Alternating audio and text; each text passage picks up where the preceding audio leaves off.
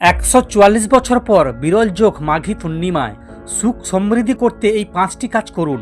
এবারের মাঘী পূর্ণিমা অন্তত শুভ এবং বিরল এক যোগ, যা 144 বছর পর ঘটছে। আগামী 22শে ফেব্রুয়ারি মঙ্গলবার থেকে শুরু হয়ে 4 দিন ধরে চলবে এই পবিত্র তিথি। বিশেষজ্ঞদের মতে সঠিক নিয়ম অনুসরণ করলে এই পূর্ণিমায় ভাগ্যের চাকা ঘুরে যেতে পারে এবং জীবন সুখ সমৃদ্ধি প্রবেশ করতে পারে। মাঘী পূর্ণিমায় কি কি করবেন? সকালে উঠে শুদ্ধ স্নান করুন ও সূর্যকে জল অর্পণ করুন।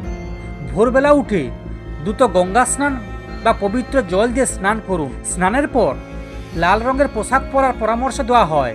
সূর্যদেবকে জল অর্পণ করুন এবং আদিত্য হৃদয় স্তোত্র পাঠ করুন। দ্বিতীয়ত, দান ধ্যান করুন।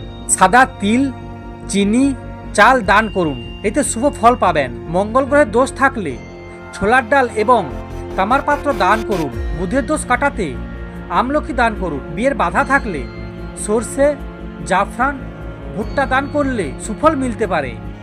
তৃতীয়ত, সন্ধ্যায় অশ্বত্থ গাছের নিচে ঘি বা তেল দিয়ে প্রদীপ প্রজ্বলন করুন।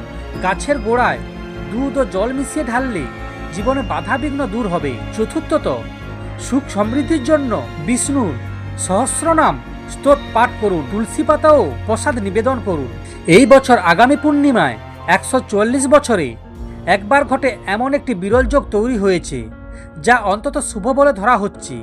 তাই এই বিষয়ে সময়ে সঠিক নিয়ম মেনে পুজো পাঠ করলে জীবনে সুখ সমৃদ্ধি ও অর্থ লাভের সম্ভাবনা বৃদ্ধি পাবে।